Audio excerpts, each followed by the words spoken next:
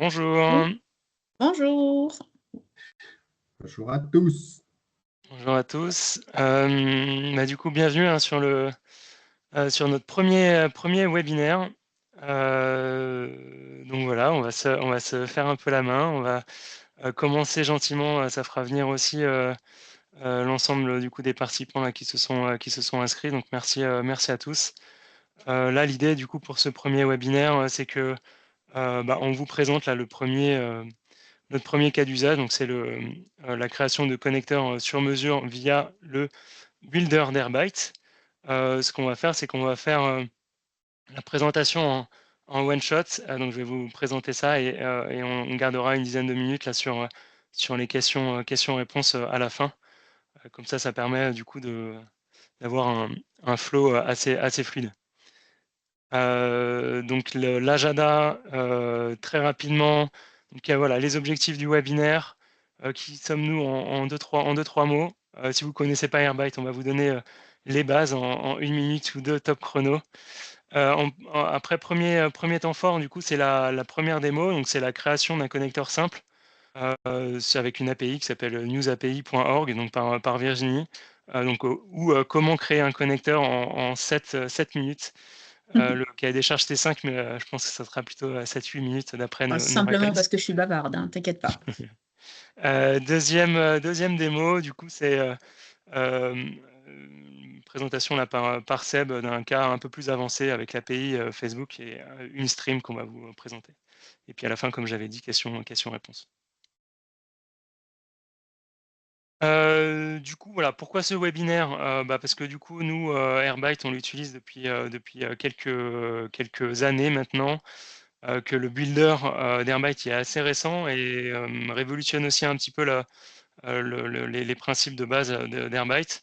Et puis avec l'avènement de l'IA, le besoin de collecter le plus de données et de maîtriser aussi l'origine prend tout son sens. Du coup, voilà, c'est pour ça pour nous, c'est vraiment un enjeu dans notre stack. Donc là, l'idée, c'est en moins de 30 minutes, vous saurez quand et pourquoi utiliser le builder, comment connecter un connecteur simple et du coup quelques pistes pour créer un connecteur un peu plus complexe et puis surtout un peu retour sur expérience, des bonnes pratiques et de savoir un peu comment aller plus loin par la suite.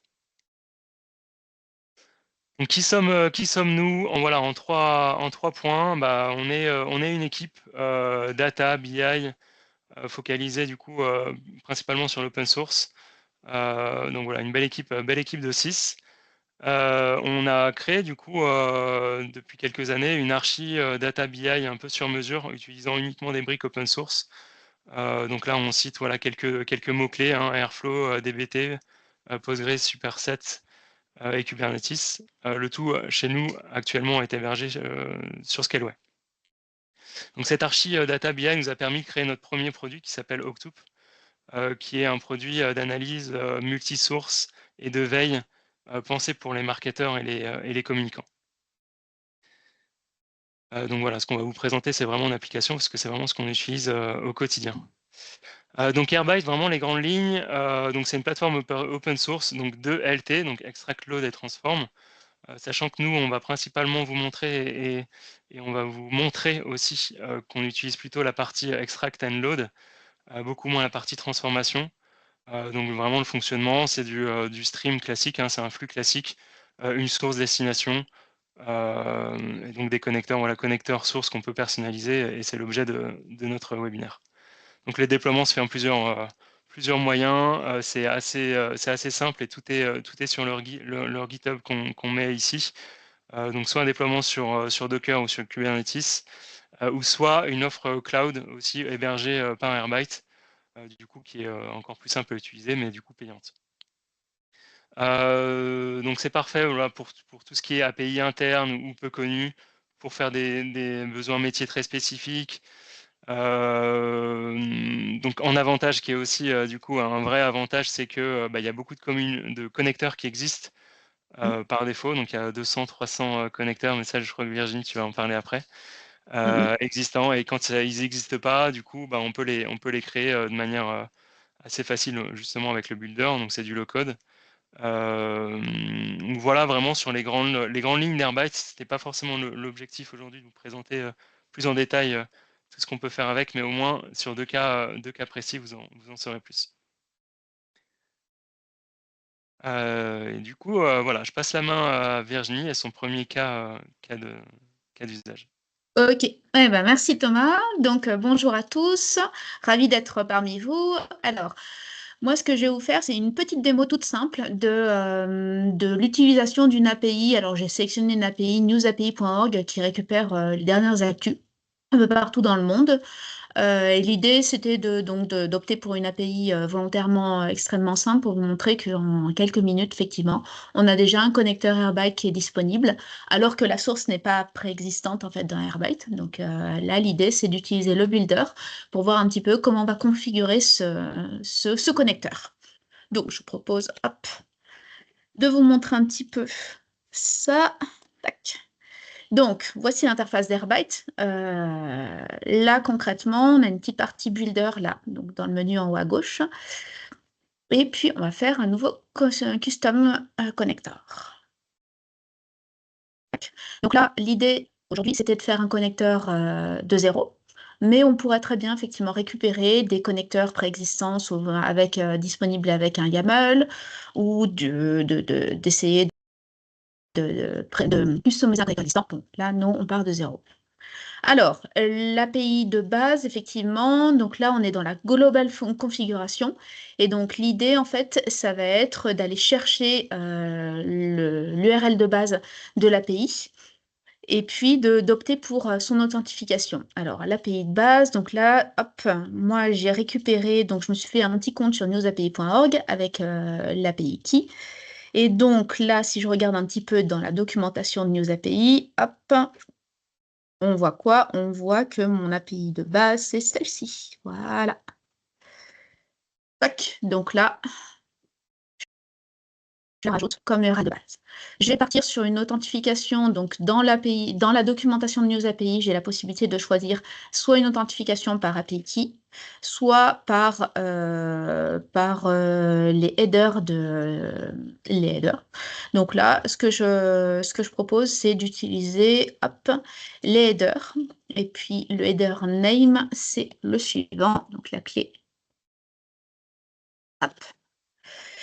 La clé du header est disponible dans la documentation. C'est extrêmement simple. Voilà. Donc là, le fait de choisir cette authentification en API Key m'a créé automatiquement un input ici disponible. Là, on voit qu'il y a des petits changements au niveau du petit point rouge. Et donc là, il me dit, si tu veux tester ce que ça pourrait donner si jamais tu déployais un peu ce connecteur, il me faut une API Key. Donc là, j'ai cherché mon API Key que j'ai créé sur un compte gratuit de NewsAPI, hein, bien sûr. Et puis voilà, c'est à peu près tout ce dont j'ai besoin comme input, hein, puisqu'on est sur vraiment une API très simple. Donc là, ensuite, ce que je vais faire, c'est que je vais créer un flux. Ce qu'on appelle un flux, en fait, ça correspond au endpoint de l'API, qui nous permet de récupérer des informations. Donc là, en l'occurrence, nous, ce qu'on va faire, c'est qu'on va récupérer le flux qui s'appelle Everything, qui nous permet de récupérer les dernières actus. Hop, donc là, du coup, le endpoint, c'est celui-ci. Donc là, j'ai rien inventé du tout. Alors du coup, ça c'est le stream name qui est là et l'URL pass, il est là. Donc le stream name, en fait, c'est le nom du flux que vous allez lui donner. Et puis là, en fait, il faut toujours essayer de choisir un nom un peu évocateur puisque c'est le nom de la table qui va être créée ensuite en base de données. Donc ça fait partie des petites choses. Voilà, donc là, je vais l'appeler NewsAPI. Et puis voilà. Là, ensuite, j'arrive dans l'interface de configuration du flux. Donc là, il m'a repris, vous voyez, le endpoint ici, avec le endpoint complet qui intègre du coup ce qu'il y a en config global et le endpoint. Donc c'est une récupération en get. Et puis, ce que je vais faire, c'est que je vais choisir les query paramètres qui vont me permettre du coup de faire la recherche que je veux. Donc là, en l'occurrence, NewsAPI nous permet de faire du coup des recherches avec des mots-clés un peu partout dans les news. Donc là, je vous propose de faire un petit query paramètre. Donc la clé, c'est Q comme query. Et donc là, mettons qu'on choisisse Grenoble comme mot-clé, par exemple. Hop. Écoutez, c'est à peu près tout ce que je peux vous dire là pour l'instant. Donc là, je vous propose de lancer la phase de test pour voir un petit peu à quoi ça ressemble. Donc l'API key, j'ai pas eu besoin de la remplir puisqu'effectivement, elle était déjà dans les inputs. Ben là, j'ai déjà un premier aperçu de ce que ça donnerait si je lançais cette recherche de mots-clés. Donc là, moi, ce que je vais faire, c'est que là, je vois que j'ai le statut qui s'affiche, le nombre de résultats total, et puis visiblement, les flux qui m'intéressent, enfin les informations qui m'intéressent sont dans un tableau qui s'appelle article. Donc je vais me focaliser plutôt sur le tableau article parce que les autres infos, ça ne m'intéresse pas forcément. Et donc pour cela, j'active la petite option Record Selector qui me permet d'avoir directement les informations qui viennent de article. Donc là, lorsque je relance la petite phase de test, on va voir que, pouf, directement, j'ai donc les sources, les unes derrière les autres. Voilà, comme ça, qui s'affichent là-dedans. Voilà.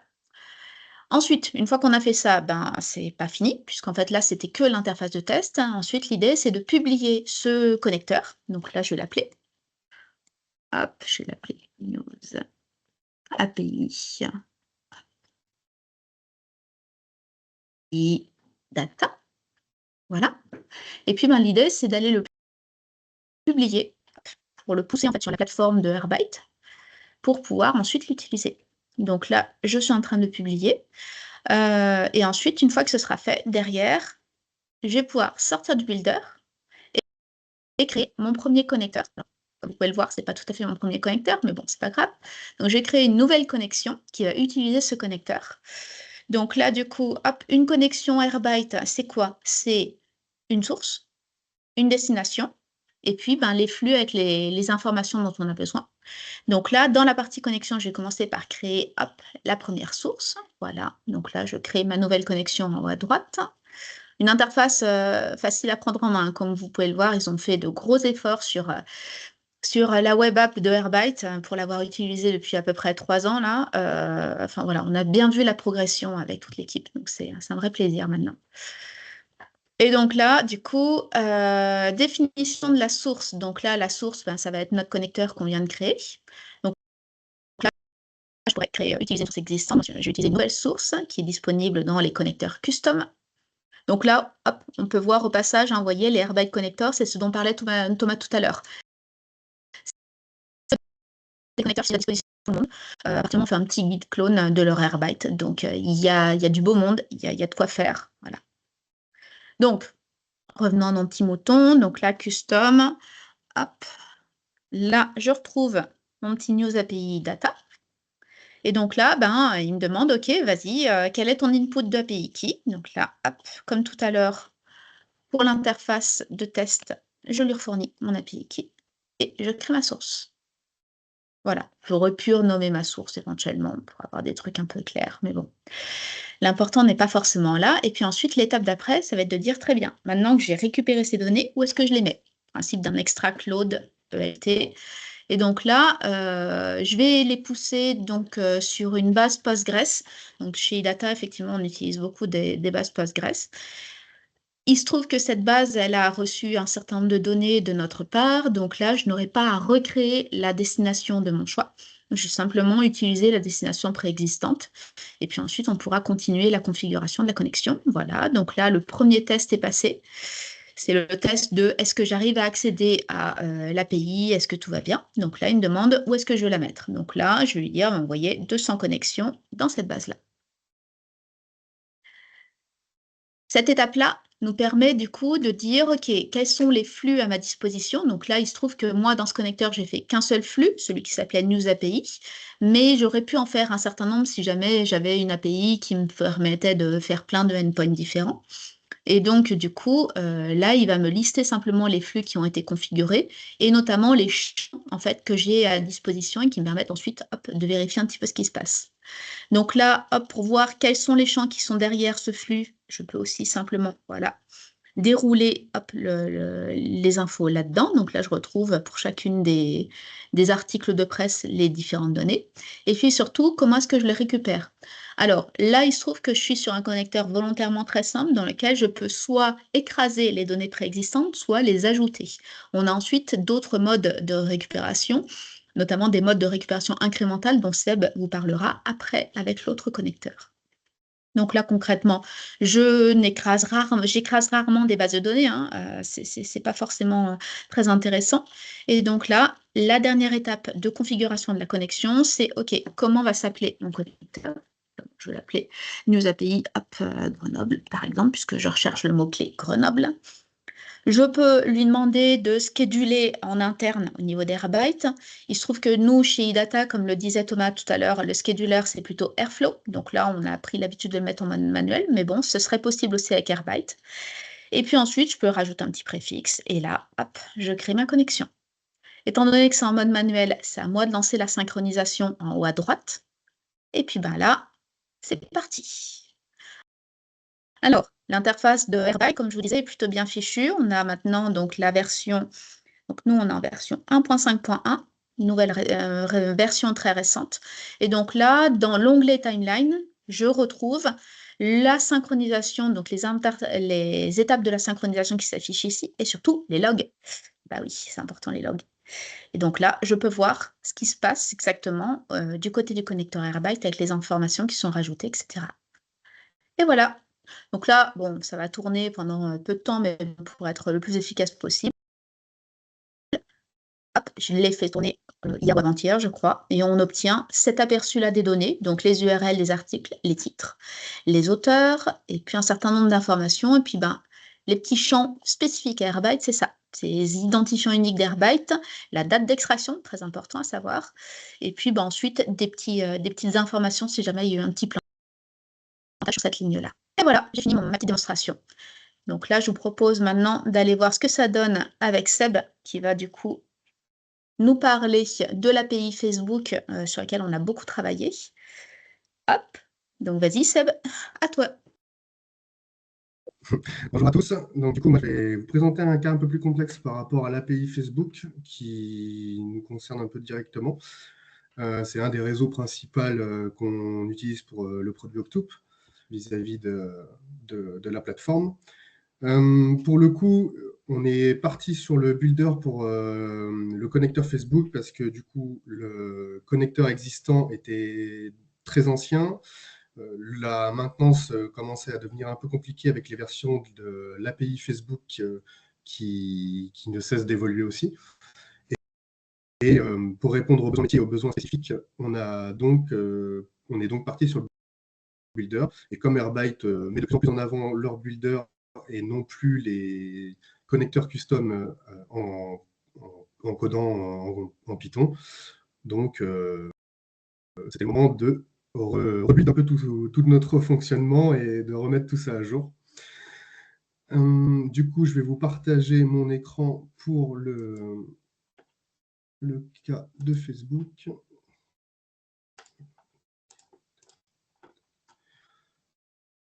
Hop. Donc, normalement, vous voyez mon écran.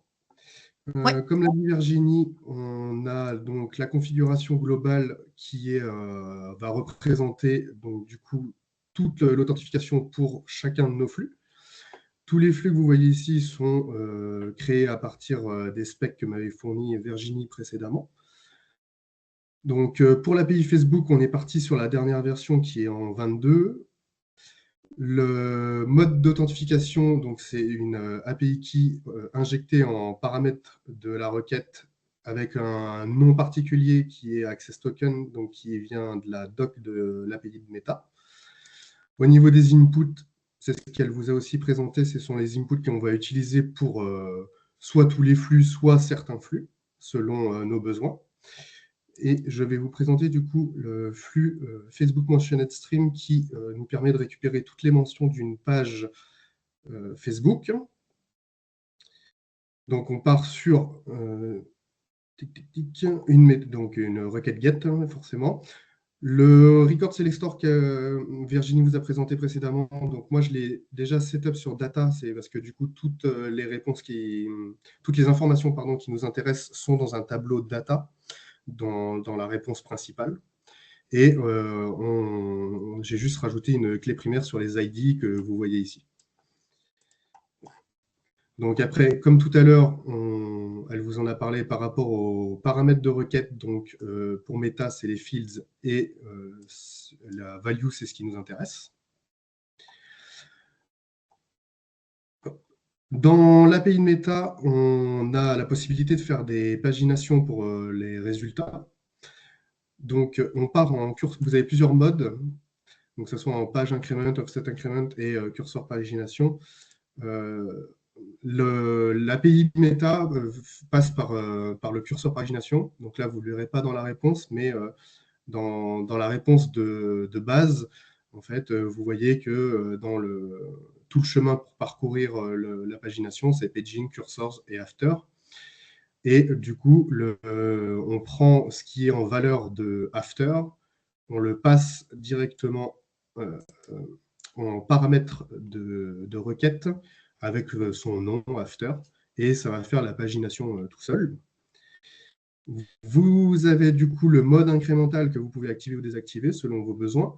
Donc nous, pour ce flux, on l'a activé. Donc du coup, vous avez plusieurs modes pour filtrer vos données. Donc nous, on est parti sur une range. Donc on a une date de start qu'on retrouve au niveau de mes inputs. Et on a une end date time qui, donc du coup, on met jusqu'à maintenant. Ces deux paramètres de requête sont since et until. Donc, pareil pour ces noms-là, c'est sort de la documentation de Meta. On les injecte directement dans la requête et c'est ce qui va nous donner les résultats derrière. Donc, nous, en input, donc la première synchronisation en fait, de notre connexion va reprendre en fait, ce que l'on lui met en input ici. Et le premier input, c'est, je crois que ça remonte jusqu'à 2005, si je ne me trompe pas. Et du coup, après, en fait, après cette première récupération, lors de la deuxième synchronisation, on va repartir de la date la plus récente qu'on a eue dans le résultat. Et elle sera mise à la place en fait, du start date time qui a de base dans le connecteur pour pouvoir pour pouvoir récupérer et pas et du coup stocker que ce qu'on a besoin, que ce qui est nouveau dans notre base de données. Et après, vous avez donc du coup un champ transformation qui est un peu moins facile, on va dire, à prendre en main quand on ne connaît pas le Jinja. Mais en gros, vous pouvez, dans votre réponse, soit ajouter des fields, donc des champs, soit en supprimer. Donc nous, pour certains, on a besoin des pages ID qui est en input ici, mais qui n'est pas dans les réponses. Donc, Donc, ce qui se passe, c'est que pour le récupérer, on ajoute un champ page ID. Donc, ce champ, ça sera le nom de votre colonne dans la DB. Et vous lui donnez une value. Et comme nous, on l'a en input, pour récupérer un input, on passe par leur mot-clé airbyte, config et le nom de l'input qui nous intéresse. Et là, vous pouvez faire des pipes et passer soit en string, soit hacher votre valeur, etc. On peut aussi en removed. Donc, cette partie-là que Virginie a faite, c'est en fait pour récupérer la partie des informations de from, que normalement on récupère déjà de base, mais qui était dans un tableau d'objets. Et donc, pour descendre d'un niveau, il faut désérialiser les informations. Et ensuite, comme vous avez ajouté un champ qui s'appelle from, celui qui est dans from de base, il faudra le remove, sinon vous l'aurez en double. Et la date modifiée d'ici, c'est juste pour par rapport à l'incrémental, en fait, au niveau de l'API de Meta, il y a un petit décalage à faire au niveau des dates, parce que sinon, il reprend toujours le dernier le plus récent et le garde en mémoire. Donc, c'était un petit peu une petite danse là, à faire avec les API quand même, des fois. C'est quelques spécificités du coup de l'API Meta. Je crois qu'il restait juste la gestion des erreurs potentiellement sur ce que tu voulais montrer. C'est ça. Donc là, il y a le Facebook post commentaire qui nous sert donc à récupérer les commentaires.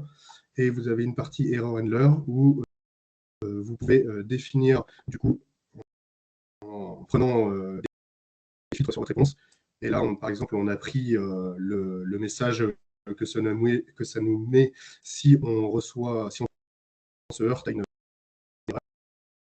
On spécifie ou pas le code HTTP et on prend une décision par rapport à l'action qu'il y a à faire. Et ce error message que vous voyez là, c'est par rapport quand on va faire une sync, d'afficher dans les logs ce qui se passe si jamais on rencontre l'erreur. Finalement, sur certains flux, sur certaines connexions, on n'aura peut-être pas les mêmes permissions ou les mêmes erreurs. Voilà. Hop. Donc, de ce fait, je vais repasser la main à Virginie pour le coup, pour reprendre les slides. Allez, j'y retourne. Hop, voilà.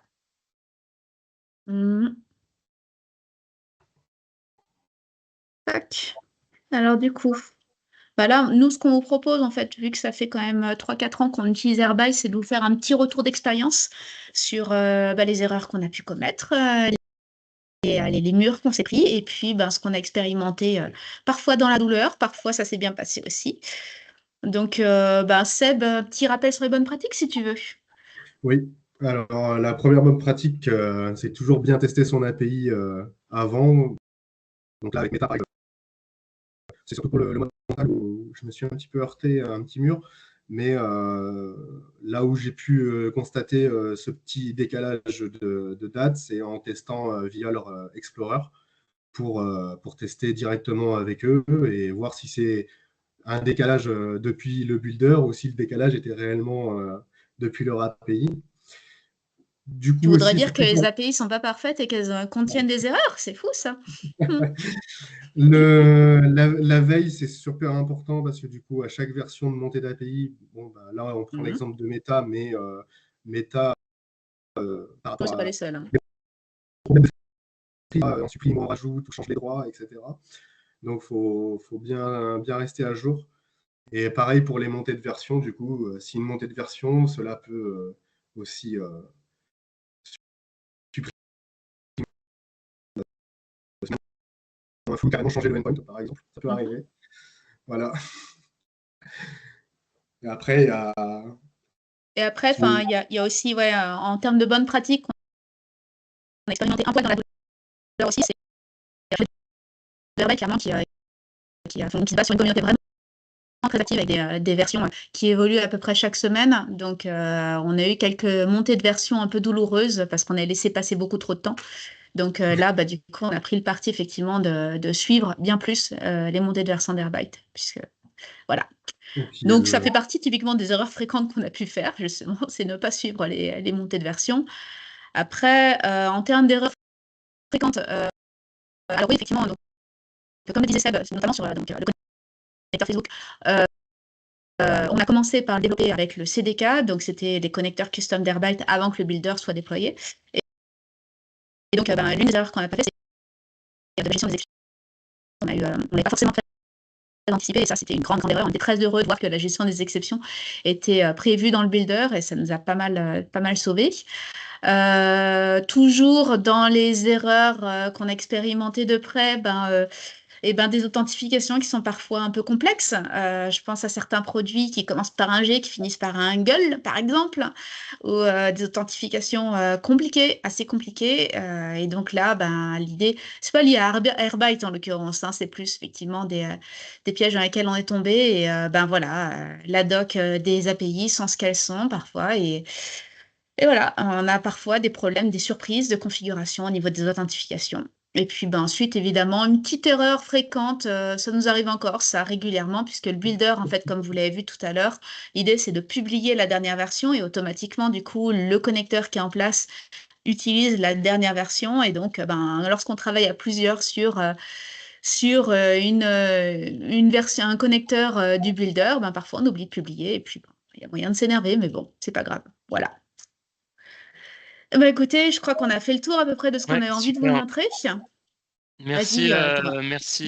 merci à vous deux. Du coup, place aux questions et puis n'hésitez pas à nous suivre sur les réseaux sociaux avec le petit QR code là que je remets ici. On a un peu débordé, mais en effet, place au direct et à la passion pour Airbyte. Alors du coup, si je me suis pas trompé, normalement, j'ai dû, vous laisser la possibilité de poser des questions, sinon, n'hésitez pas à le poser là dans le chat. Alors du coup, est-ce que le micro peut fonctionner? Sinon je vais lire les questions. Alors du coup, la question c'est: est-ce qu'avec le builder actuel, vous considérez qu'on n'a plus besoin de créer un connecteur via Airbyte CDK?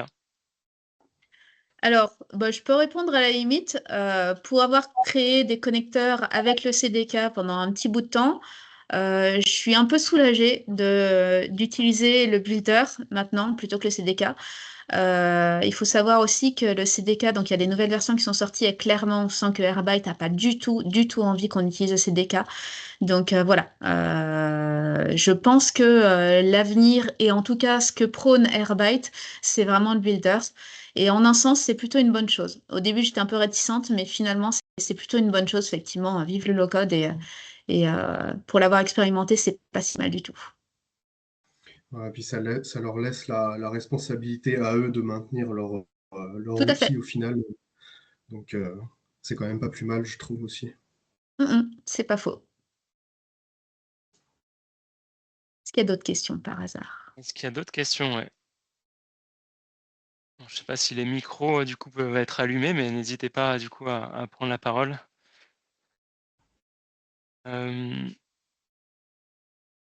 Pas forcément, bah, ça veut dire qu'on a été, super clair. Bah, tant mieux. Hem, L'idée, voilà, c'était Après, de nous roder un peu sur la partie webinaire et du coup, de vous présenter un peu voilà, des cas, pratiques, très pratiques, hein, parce que c'est des choses qu'on utilise nous, au quotidien. Donc voilà, on essaiera de faire d'autres formats et de toute façon, dans tous les cas, le replay sera relayé là sur les réseaux, sociaux. Donc si vous voulez aussi le repartager, c'est avec grand plaisir. voilà. Après aussi, pour donner ça, c'est si vous accédez à Slack, la communauté Ouais, Airbyte en a un et Ah oui, vachement active pour résoudre les soucis ou vous donner des infos sur les versions à venir ou sur ce qu'ils sont en train de mettre en place comme fonctionnalité. Donc, faut pas hésiter à aller poser des questions à la communauté. Il y a déjà pas mal de cas qui ont été traités aussi. Donc, ça permet de bien avancer. super, en effet. Bah, je pense que ça peut faire un bon mot de la fin. En tout cas, bah, merci à tous. Merci Virginie et Seb et puis, bah, à bientôt du coup pour la suite, de nos aventures. Bonne merci, journée, bonne au revoir. journée. Au revoir. Au revoir. Merci, bonne journée.